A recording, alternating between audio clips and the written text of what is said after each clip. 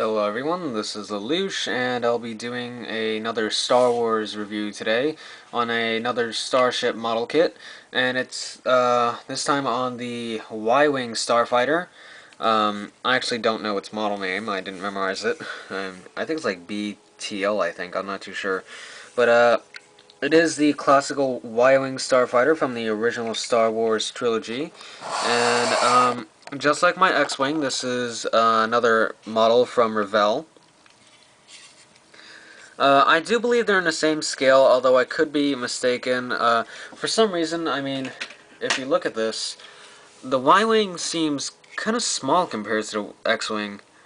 Or it could just be me. I really don't have a good scale of these guys from the movies, but still, they're relatively the same size. I'm not, too sure exactly what scale this is, but still, it's good. It's a fair size. Again, this is a level 1 model kit, so it's skill level 1. Not much effort is really needed to complete it.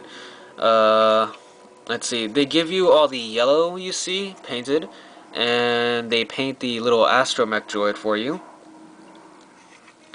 And other than that, you don't really get much else besides a little bit of grayish, bluish on the engine parts right here.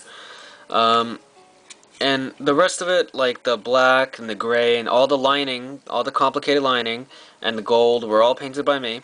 They do give you some gold for the all the little panels, but I had to go over them in my gold to make it look a little shinier, a little better, more thorough job. And of course, all most of the hull plates are missing from the back. I still don't really understand why in the films you have the Y-Wings without the hull plates. I've seen images of the Y-Wing with all its armor on. I'm just not too sure why, I don't think there's been any merchandise of it released in its, brand new completer version. But, whatever. Still, looks quite nice.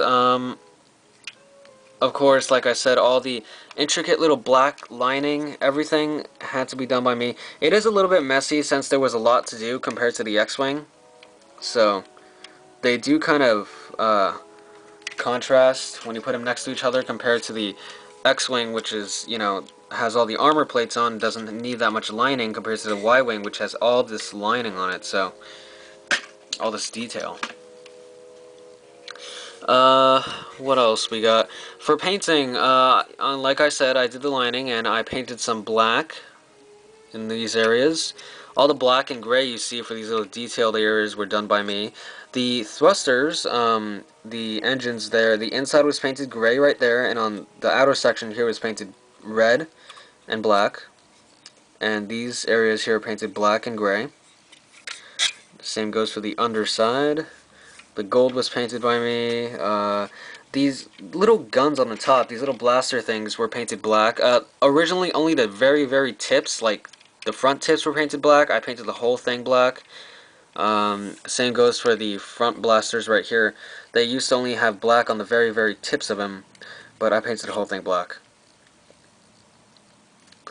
So, other than that, not much else.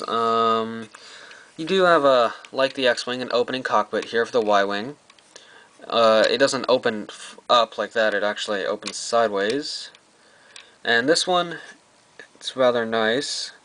A very detailed cockpit, actually, much more detailed than the X-Wing. It's very good. The turret up here rotates very freely. It's very loose, so it kind of just rotates with the wind, I guess. Moves with the wind. I guess it's because I didn't tighten enough. You have that little cylinder in there that kind of controls it. Also, what was I going to say again? The cockpit, that's right. The cockpit's much better than the X-Wings, is that it doesn't open up when you turn it upside down. So that's good. It was actually way too tight before, so I had to cut off a peg right here that pegged it in and locked it. Since it was too tight, you could not open it at all. There was a peg in there right here that was cut off. But, even without that peg, it holds rather nicely. It's not going to open up or anything unless you, manually open it.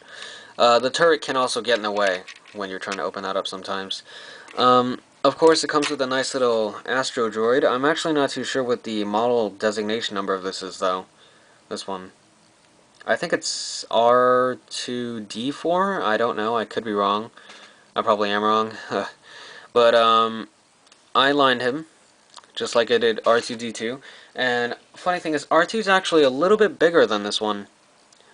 So, that's what first got me thinking, oh, they must be a different scale, since they're, generally the same size. Overall, he just seems a little smaller, and he's not made of rubber like R2 is. He's actually made of plastic. R2 is a soft rubber that you can move. This guy, he's tough. So, he's actually a little tighter fit in the Y-Wing's Astro Droid socket. A little bit tighter, not like R2, he just slips right into the X-Wing's socket. Uh, the Y-Wing also comes with a pilot figure. He's also, instead of the X-Wing pilot figure, this one's made of harder plastic, so it's not rubbery. And it has that peg on the butt right there, and it can go into the cockpit. I just covered up the hole. You can still see it there. I just don't like putting pilots in them. But the weird thing is, compared to the Luke Skywalker that comes with the X-Wing, you can clearly see the size difference in these two. This one's the X-Wing, this is the Y-Wing, so this is the biggest piece of evidence that they're different scale, which that kind of thing bothers me. I mean, right now I'm just telling myself that they're because of the cockpit sizes they made this one smaller, but I don't know. I mean, it would really suck if Revell was, they decided to make the Y-Wing a different scale from its, like, brother unit, the X-Wing. But, whatever. I don't look at these anyway. They're just kind of little blobs of plastic that look like pilots. So, that's it for the Y-Wing. It does not come with any landing gear like the X-Wing does, sadly enough. So it kind of just sits there. It goes well on a stand, though. Again, Revell is too cheap to give you a stand, so I use my own Tamashii stand. And it actually holds... I'm surprised when I first tried this. You just latch onto the middle and there you go. It actually balances itself quite nicely. So in case any of you guys have this display stand, you can have this work. I was quite surprised, actually. I thought you need two arms to hold up, but you only need one. So overall, great model. I actually got my particular model for $3 at Michael's. They had it on sale, like super sale, so that was a bit surprising. So that's it for this review, and I'll see you all next time.